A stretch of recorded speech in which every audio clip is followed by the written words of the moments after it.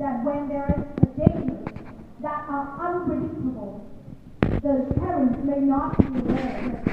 And how would they request information on that case when the dangers are, dangers are always unpredictable. And if there are threats that coming without the awareness or the knowledge of the parents, how would they gain the information in that cases if they just request information on if they just be given the information on their own request?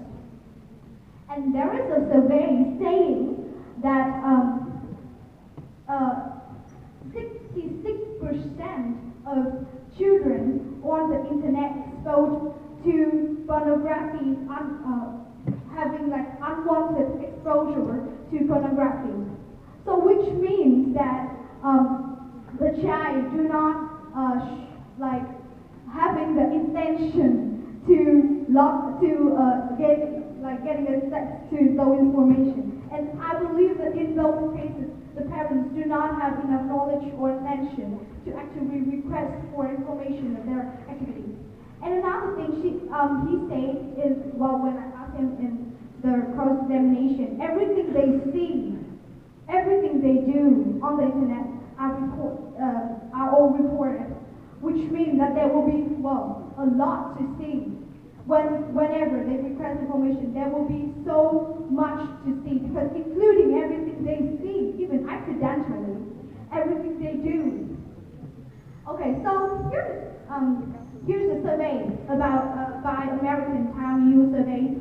A typical person spends only 2.5 hours doing leisure and sport activities and 2.2 hours caring for others, including their children, and the rest of the time spent on work-related activities and hours and sleeping. So that was, I would say, the amount of time they spend on caring for others, including their children, and even on the leisure activities are too short for them to actually check that amount of activities, even everything their children see accidentally. So they would not have enough time to check everything and then to choose out what are valuable information, and then to verify, and then to decide what they would do with that information. Okay.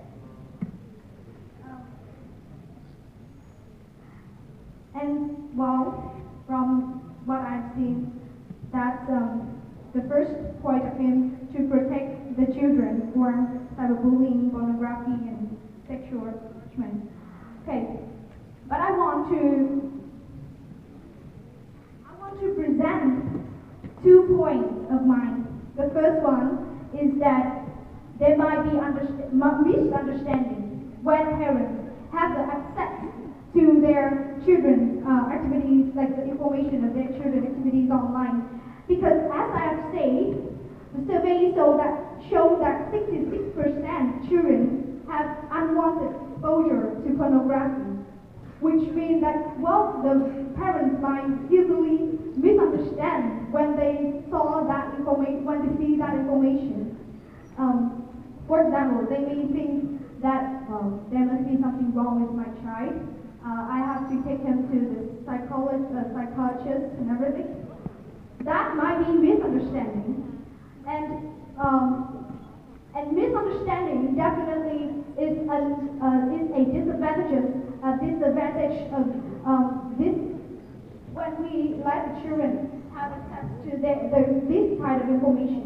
And the other things I would like to add is that, according to the psychological survey, privacy concerns can lead to risk-coping behaviors, lead to privacy protection behaviors, therefore risk-coping behaviors. And definitely in this case, we do not talk about whether they have the privacy right or not.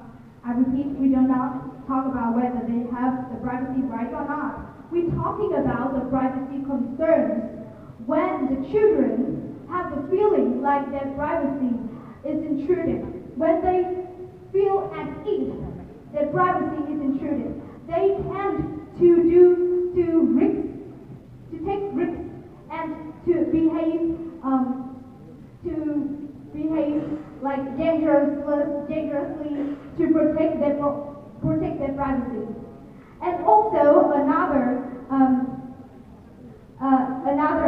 research by Leiden University saying that being distracted leads to negative emotions and unkind behaviors.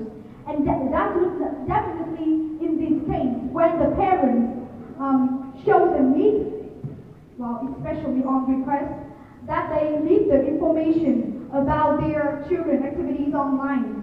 They are showing somehow distrust in them. And being distracted may lead children to frustration, irritation, many other negative emotions, and also unkind behaviors. So, another point the last one I want to add is that, well, all the evidences that the affirmative side gives to us about how dangerous, how real the problem of cyberbullying is, how real the problem of pornography is, how serious the problem of sexual harassment is, they are all irrelevant to this case because we are talking about whether or not parents having the information of their children's activities will help to improve the situation, to protect their children, not about whether these problems are serious or real. So I would say all the evidences that he gives are completely irrelevant. Thank you for your attention.